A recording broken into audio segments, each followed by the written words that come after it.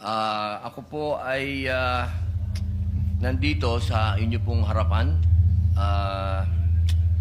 Ginoong Pangulo, ako po ay gusto ko lamang pong linawin ang ilang mga bagay patungkol po sa napakarami pong lumalabas ngayon. Iba't ibang komento, iba't ibang opinyon na parang ang dating sa taong bayan ay magulo tayo dito. Yun po ay hindi magandang impresyon.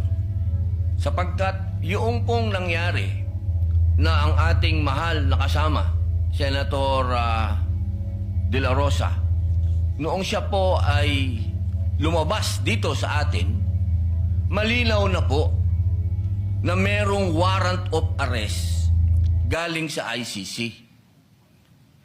Kung nung mga panahon po dati ay kine-question siya, tinatanong siya kung bakit siya nagtago, ngayon po ay wala ng question. Ako po ay nagsasalita bilang isang artista. Sapagkat ginawa ko na po ang mga buhay ng mga magagaling na tao. Katulad po, nung ginawa ko ang buhay ni Senator Lacson, yung 10,000 hours, pati po yung kanyang pagtatago, yun po ay sa kadahilan ng may prinsipyo siyang pinaglalaban. At ganoon din po, nung ginawa ko ang buhay ni Senator Bato de la Rosa, may pinaglalaban na prinsipyo itong taong ito. Hindi siya kriminal. Ang napakapangit po na impresyon na binibigay, parang tayo dito sa Senado ay nagtatago tayo ng kriminal. Wala pa pong kriminal dito. Wala pa pong napapatunayan dito. At higit sa lahat, Ginoong Pangulo, ngayon lang po natin napatunayan na tama ang sinasabi ng ating mahal na kasama na may warrant of arrest sa kanya ang ICC. Kaya dito po sana, Ginoong Pangulo, nabubura na yung sinasabi na siya'y nagtatago ng walang dahilan. Yun po yung sana ang maging maliwanag sa taong bayan na meron din po tayong adopted Senate resolution. Ito po yung number 44 na malinaw po doon sa resolution na ito expressing the sense of the Senate of the Philippines to protect all Filipinos against extrajudicial rendition and guarantee then a reasonable time prior to their surrender by extradition from the Philippines to seek redress from the courts and avail of legal remedies. So wala po tayong ginagawang kaimposiblihan dito dahil sinusunod po natin ang resolution natin. Dahil siya po, inaasahan natin at meron din po siyang pending na TRO sa Supreme Court. Ginoong Pangulo, sana wag po tayong magkaroon ng mga mixed messages dito.